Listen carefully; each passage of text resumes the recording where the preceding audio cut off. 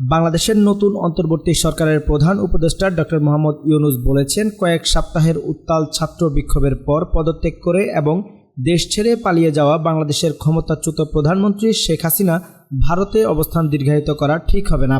ভারতীয় সংবাদ মাধ্যম এনডিটিভিকে দেয়া এক সাক্ষাৎকারে ডক্টর ইউনূস কথা বলেছেন। উত্তাল এই আন্দোলনকে কেন্দ্র করে বাংলাদেশের শত শত মানুষ মারা যাওয়ার পর 5 আগস্ট শেখ হাসিনা গণ অভ্যুত্থানের মুখে পদত্যাগ করেন এবং তার ছোট বোন শেখ রেহেনাকে নিয়ে সেই দিনই দিল্লির কাছে হিন্ডন বিমান ঘাঁটিতে পৌঁছান।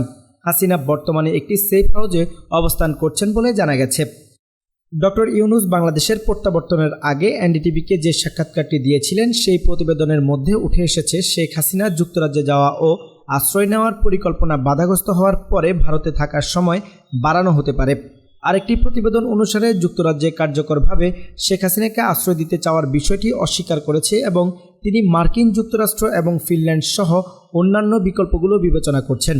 এই প্রেক্ষাপটে হাসিনার ছেলে সজীব ওয়াজেদ জয় ভারতীয় সংবাদ মাধ্যম ইকোনমিক টাইমসকে বলেছেন, তার মায়ের ভারত ছাড়া তাৎক্ষণিক কোনো পরিকল্পনা নেই।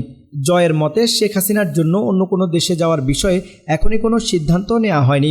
84 বছর বয়সী ডক্টর ইউনূসকে প্রধান করে মোট 17 সদস্যের অন্তর্বর্তী সরকার বৃহস্পতিবার শপথ নিয়েছে। এর আগে বাংলাদেশের একমাত্র নোবেল বিজয়ী এবং হাসিনার কঠোর সমালোচক ইউনূসকে আন্দোলনকারী শিক্ষার্থীরা প্রধান উপদেষ্টা হিসেবে সুপারিশ করেন। ভারতীয় বিভিন্ন সংবাদ মাধ্যমের প্রতিবেদনে বলা হয়েছে, ভারত হাসিনাকে তার প্রয়োজনের সময় সমর্থন দিতে আগ্রহী থাকলেও তাকে দীর্ঘ সময়ের জন্য আশ্রয় দেওয়া নয়াদিল্লিকে একটি শক্ত অবস্থানে ফেলতে পারে, কারণ দেশটি শেষ পর্যন্ত নতুন বাংলাদেশের সরকারের স্বার্থ সুরক্ষিত করার দিকেই দৃষ্টি দেবে।